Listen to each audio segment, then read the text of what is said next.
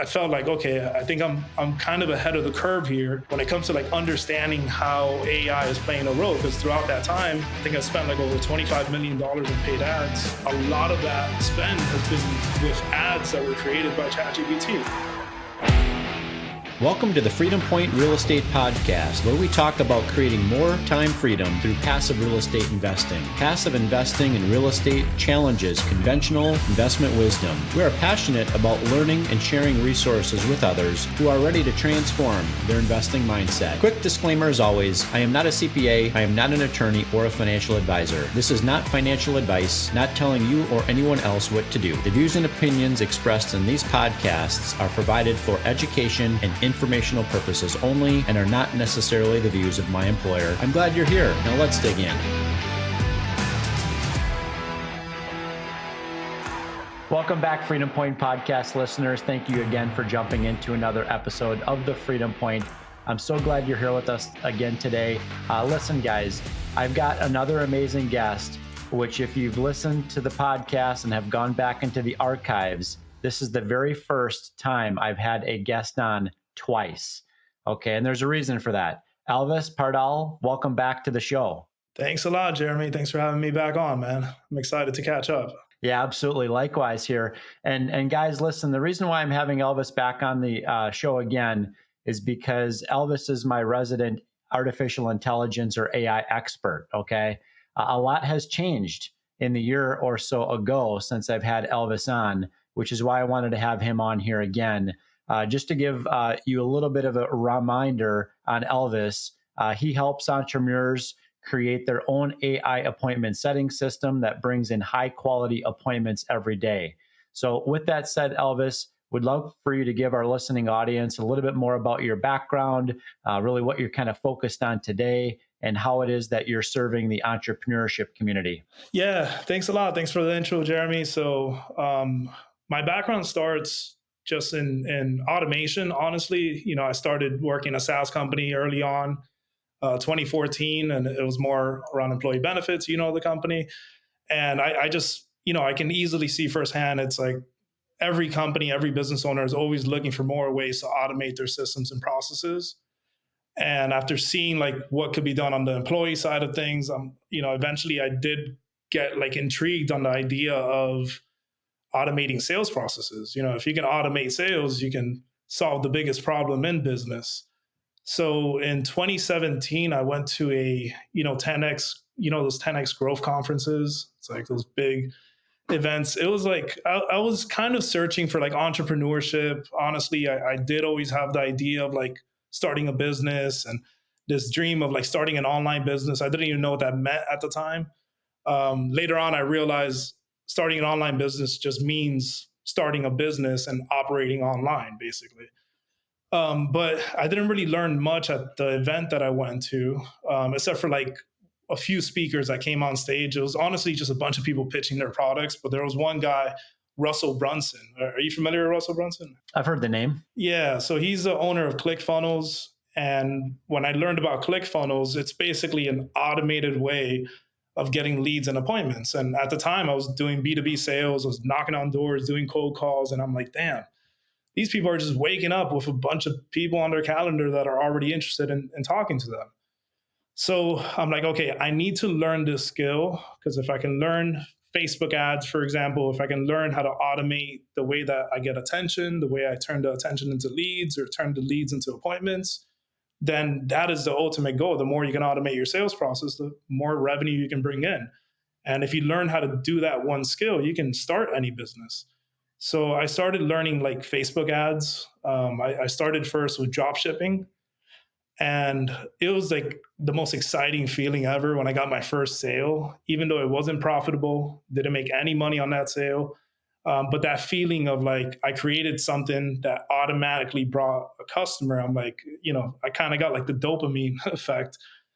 So then I figured, okay, if this wasn't profitable, like what if I can create my own product? What if I can, think outside the box and sell something that nobody else is selling, and also, no competition, and also have bigger margins to play with.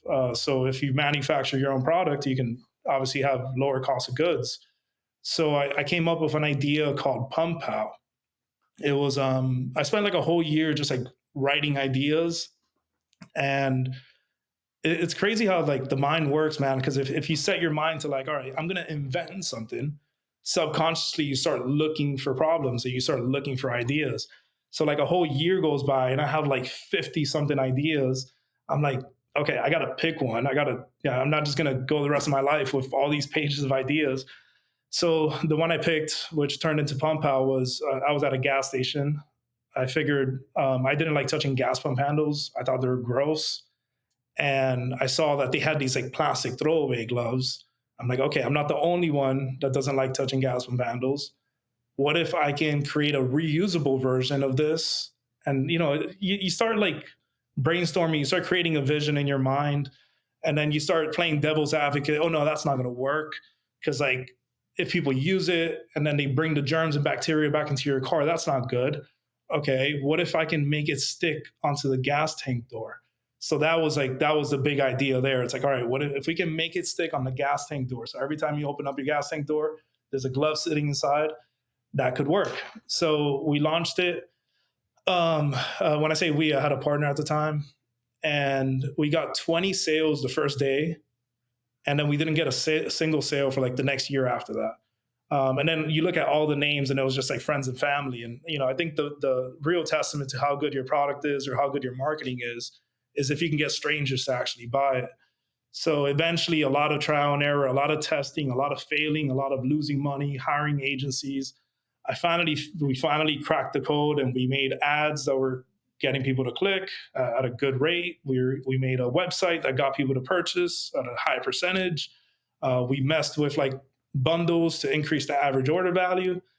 And once like there's like the sweet spot, like once you've hit your desired customer acquisition cost running paid ads, you can just keep on putting money back into advertisements. So we ended up scaling from 0 to 4,000 customers in the span of 30 days, and we did 55,000 units that year. We had celebrities wearing it. We had a purchase order from HSN. It was a dream. It was awesome. But I didn't pay myself anything because all the money went back into advertising, back into manufacturing, warehousing, employees, all of that, right? So at that point, I'm like, okay, I want to start offering a service because I need a, I left my corporate job, which was a dream, but I didn't realize I was going to go a whole year without paying myself a salary. So from there, I'm like, okay, I need to start offering like lead generation services. Like, I kind of feel pretty good on the Shopify side of things or e-commerce side of things. Who's looking for somebody that could run Facebook ads on lead generation? And sure enough, I looked up on LinkedIn, and Grant Cardone, he was actually hiring a media buyer as like a contractor. And I'm like, ooh, okay, I gotta get here because like they're spending like millions on paid ads. So I'll learn how to operate these funnels at a higher level, and and I know they're up to date with like automation and all these different processes. So I'm gonna learn a ton. So I ended up getting in the door there, and I ran his ads for a couple of years. From there, I ran paid ads and automated funnels for a few other celebrities, like people like Les Brown, one of my favorite speakers, Kevin Harrington from Shark Tank. I ran his ads for a little bit too. And that's when I started like gaining like this real momentum, and like I felt like, okay, I think I'm kind of ahead of the curve here when it comes to like understanding how AI is playing a role. Because throughout that time, I think I spent like over $25 million on paid ads. A lot of that spend has been with ads that were created by ChatGPT and just like marketing material that was created by ChatGPT. So from there, that's where I really started diving deep into like trying to understand the market, like where we're headed. And the way I saw it, it's like, I spent all this time, all this money, all this energy becoming the best I could when it came to marketing and marketing online. And now there's a technology that was doing the same thing that I can do cheaper, better, and faster. And from there, I'm like, okay, then that makes me a commodity, basically, right? Why don't I go into coaching people? So for the past couple of years, I've been coaching entrepreneurs on how to build their own customer acquisition systems. And the goal of the coaching is to just condense the learning curve to where like they don't have to become an expert marketer. They just got to understand the frameworks, got to understand how to read data, and understand like what is good marketing material. Because if ChatGPT can create it for you, then you just got to be the person that validates the work. So that's where I'm at now, basically. Yeah, it makes total sense, and incredibly powerful, Elvis. And thank you for sharing the story. And I really, quite frankly, can't think of any business on the face of this planet that isn't interested in attracting more customers. If you're not in the business of attracting more customers, then it's probably time to close up shop, if you know what I mean. So, I think about all kinds of people that could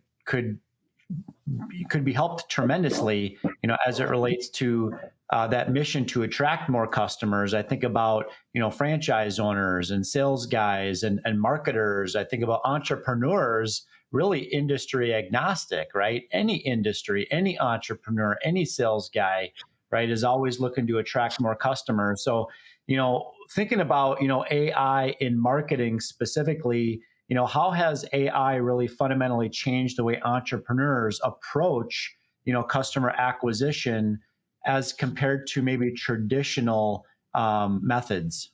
So there's a lot more competition in the market. Entrepreneurs know that they can be getting services at a much lower cost. And a lot of entrepreneurs are now like taking that initiative to actually try to do these things on your own. Because, you have the learning curve of understanding how marketing works online. And then you have the execution of actually creating your marketing material and all that. But everything has been condensed. Like you don't have to learn it as much anymore. And if you wanted to, just to give you just to give you an idea, like before, if you hired a marketing agency, it'll cost minimum $2,000 to $3,000 a month just to have them create your marketing material. And when you're running paid ads, you got to be constantly refreshing your creatives, creating new ads and new marketing material. So you would have to pay a really hefty retainer, and then to actually build out the campaign, it'll take 2 to 3 weeks. Now, like if you have the right systems, it can be free basically, and it can take 2 to 3 days if you wanted to. I mean, shoot, you can do the whole campaign in one day if you wanted to, like if you understood the systems. So I think the gap right now is, to answer your question, I think there's still a lot of entrepreneurs that don't know this information. Or they know it, they hear it on social media, like AI is replacing marketing teams and stuff like that, but they just don't know how to like actually put it into play or put it into effect into their business. Yeah, they don't know how to leverage it or implement it or onboard it. That makes sense. So let's, Elvis, talk a little bit more about I want to dive a little further into this discussion about, utilizing AI versus traditional vendors. And I know that your platform empowers entrepreneurs to ditch their ad vendors. So how does AI enable this transition? And what are the biggest advantages in doing so outside of saving time and money? Yeah, so there's four big advantages. So we built a community on school.com called Ditch Your Lead Vendor. And a lot of the entrepreneurs I've worked with for the past couple of years have been insurance agents, because insurance agents, like they predominantly do spend a lot of money buying leads off of lead vendors. And the problem that we're solving here is like if you're buying leads off of lead vendors, you're paying the middleman, right? So you're automatically getting leads at a much lower cost if you learn how to do this yourself. So that's number one. Number two, you have more predictability in your sales process. So lead vendors could be a little inconsistent, especially if they're constantly getting more clients. Like how could they possibly guarantee the same results over and over again in terms of cost and quality? Then the other part is a lot of lead vendors do a lot of sketchy stuff where they're reselling the same leads, recycled leads to other people. If you build your own system, these are exclusive leads. So that's the other problem. These are 100% exclusive leads that you would actually see coming into your system. And then the last one is scalability. So, imagine trying to scale any business, but somebody else controls the way that you get leads. It's you could do it, but it's pretty scary. Like, well, what if something happens to their business? So it's all about, saving a lot of money, saving a lot of time, having more predictability, more peace of mind, but also creating certainty that whatever you're building is something that's yours, and no matter what happens, nobody could ever take it away from you. Yeah, that makes total sense. I'd love for you to share with us, if you're willing to do so, and that is specific examples, of AI tools or strategies that have driven exceptional results for your clients. Yeah. So, just in the insurance space alone, we've helped over 100 insurance agents generate over 100,000 leads that have been at least half the cost of what they were paying before. And they're all exclusive and high quality. So it's translated into, millions of dollars in revenue. Anything from like life insurance, health insurance, even, outside of the insurance space for coaches, consultants, fitness coaches. So yeah, we have a lot of case studies with people that we've helped, and I think the most impressive part of this is the fact that there's people that have came through our system, and from one day to the next, we've taught them the systems, and they've set it up in a way where they're not just getting leads; like they're waking up by the following day with booked appointments on their calendar. So that alone is like, it's a big win because if anything on the online space, if you can do it one time, you can do it over and over again. So, if you wake up, you have two new appointments on your calendar. It's like, okay, what if we 4X the budget? Would we get eight? Yeah, probably. So just things like that is what really gets me excited. Yeah, it makes sense. And obviously, I would think that, you've got enough case studies to make it predictable, based upon how much, the individuals, willing to spend. I'm Zach Happenstall, CEO and co-founder of Rise 48 Equity. Our goal is to help you protect and grow your wealth by investing in large multifamily apartment buildings. We do all the work as far as sourcing these large apartment buildings from the brokers, doing all of the on-site management with our vertically integrated property management company, doing all the renovations with our vertically integrated construction company. We completely rebrand the exteriors. We will renovate the interiors to our full platinum level scope, which increases the value of the asset to get that profit margin for the investor. If you'd like to learn about how you can partner with us on these exciting opportunities, and go to our website and set up a call with our team. My next question is kind of right between the eyes, and that is, how would you handle the question from a potential customer, or really just any business out there that is concerned with losing the authenticity and the genuineness of the content and the messaging when leveraging AI versus using maybe an in-house, marketing or ad creation specialist? So when you use AI, it's mainly for copywriting, is the way I see it, right? Because everything starts with copywriting, whether if it's videos or graphics. You have an idea and the message gets created. Now with persuasive copywriting, if you hire somebody, it's going to be tough for them to like be able to match your voice or your brand voice either way. So all of the people we work with, we recommend like, these are the prompts, these are frameworks that you can use to create all of your marketing material. But at the end of the day, like, you're the CEO of the business. So you're the one that should always be approving or making adjustments regardless. So, if you think about it, it's just like ChatGPT just creates the stuff for you faster, cheaper, easier than ever before. And all you got to do is just audit the work and make the adjustments. So, if anything, it wouldn't really change your voice as a brand. It's more, it enhances you because now you can communicate more than ever before. Yeah, it makes total sense. I appreciate you're handling that question. My next question is really kind of related to the future trends. AI is constantly changing and evolving, if not yearly, quarterly, and even daily in some cases. So, what trends in AI specifically do you believe will have the most significant impact on customer acquisition over the next 5 to 10 years? A lot of things are going to look exactly the same. So at the end of the day, it is going to come down to your personal brand. So your personal brand is going to be what's going to acquire customers or what's going to acquire clients. We're even seeing it with all these big creators these days, right? They're starting software companies or tequila brands, and they're growing to hundreds of millions or billions just because of their brand. And the more technology we get, the more commoditized everything becomes. The only thing that matters is people wanting to work with people that they genuinely enjoy. So authenticity and just being that person that could communicate a lot on social media, like, fully express yourself a lot, that's going to go a long way regardless. So that connection is never going to change. So like if a lot of people in the tech space, for example, they're going crazy with all these new tech startups, and they'll spend the next 2 years just working on the technology. It's like, dude, I mean, good luck, because there's a shit ton of people that are probably doing the same stuff too. And at the end of the day, if you try to get it out, if you don't have a personal brand or you don't align yourself with people that do, you're going to struggle regardless. Yeah, that's real powerful to say that. I mean, no amount of AI can really, help somebody, bolster, their personal brand if they don't have a brand to begin with, right? So I think that's incredibly powerful to those listening audience to really your first step is to level up your own game, right? And beyond that, utilizing, AI strategies to enhance your brand and to reach more customers, is really second to that. My next question is related to kind of the concept of empowering entrepreneurs.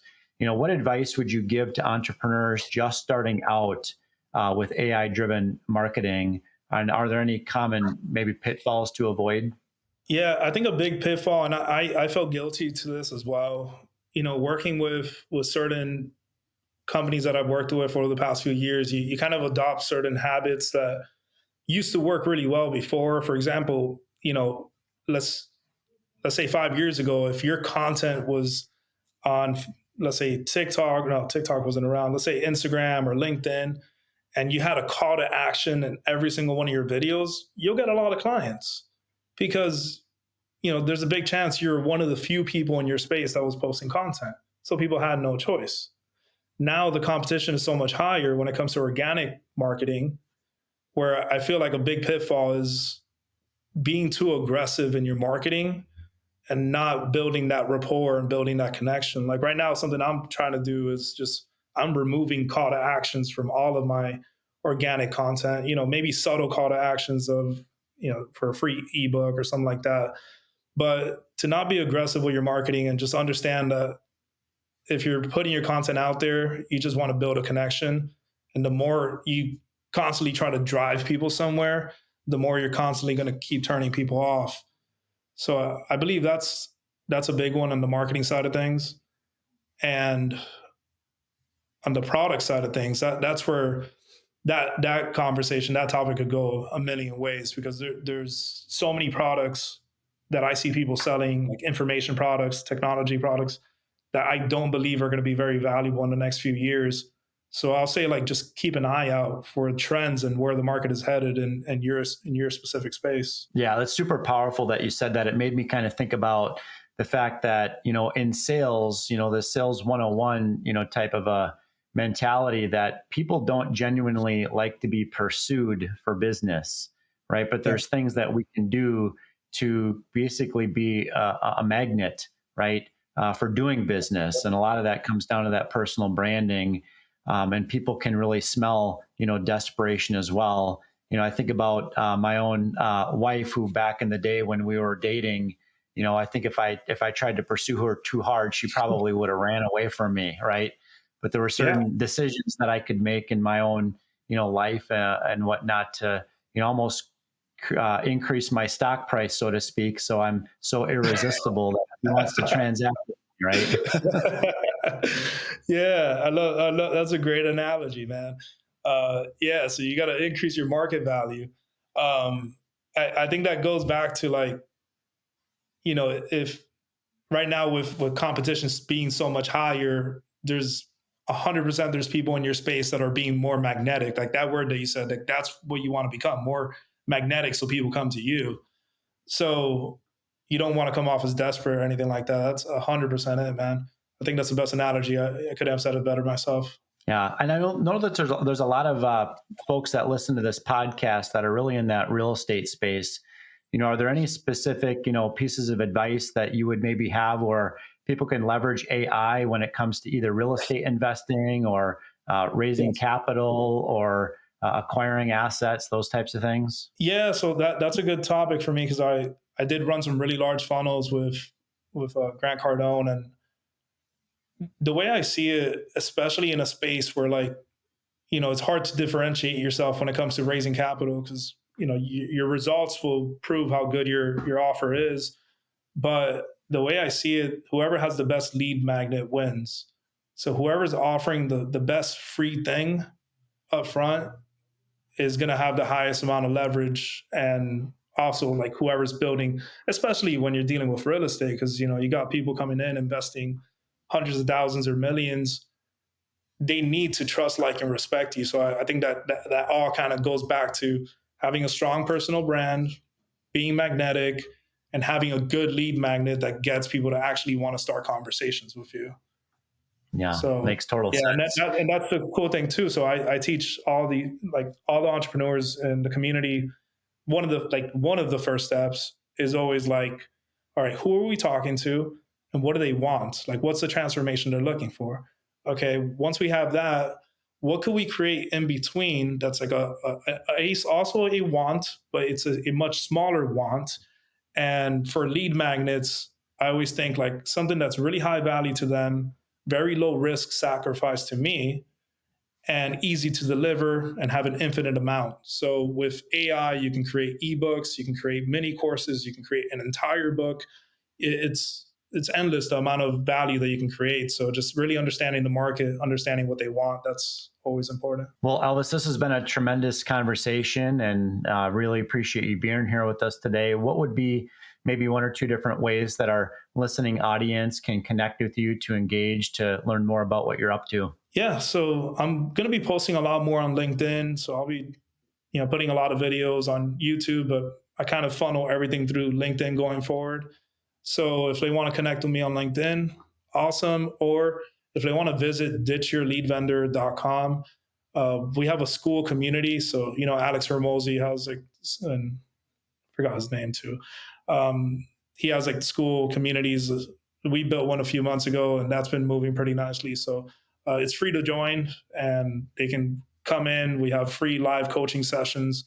So yeah, those will be probably the best two ways to connect with me. Perfect. Well, we'll put your LinkedIn and other links in the show notes for the episode. And Elvis, again, really appreciate the value that you've brought our audience today. Thank you, Jeremy. Thanks for having me on. Absolutely. And listening audience, thank you again for jumping into another episode of The Freedom Point. We look forward to having you join us on the next episode. Thank you for hanging out with us today and for listening to the Freedom Point podcast, powered by Starting Point Capital. This show is for entertainment purposes only. Nothing said on this show should be considered financial advice. Before making any financial decision, please consult with a professional. This show is copyrighted by the Freedom Point podcast. Written permissions must be granted before syndication or rebroadcasting. If you're interested in connecting, you can find contact information at startingpointcapital.com.